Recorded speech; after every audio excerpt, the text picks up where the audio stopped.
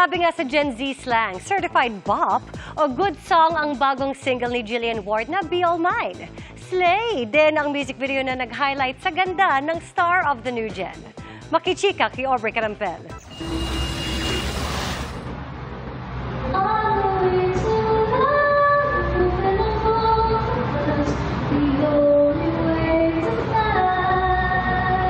Mula sa pagkukover lang ng kanta sa TikTok,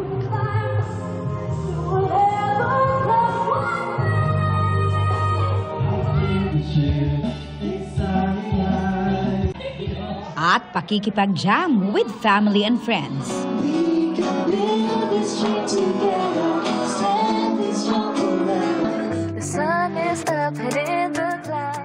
Ngayon, may bago ng single ang star of the new gen na si Jillian Ward.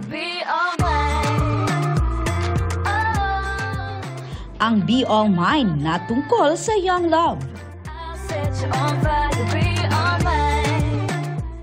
Lit na lit at certified bop.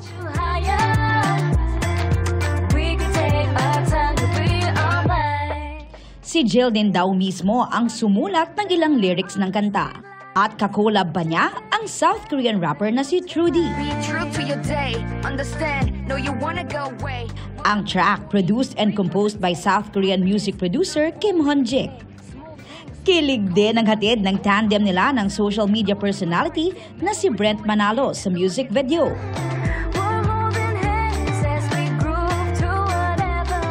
Umaasa raw si Jill na maipapakita sa brand new single ang kanyang talent sa pagkanta at pagiging performer. Bukod pa sa pag-arte sa nalalapit na pagtatapos ng hit Afternoon Prime series na Abot Kamay na Pangarap. Aubrey Carampel, updated sa Showbiz Happenings.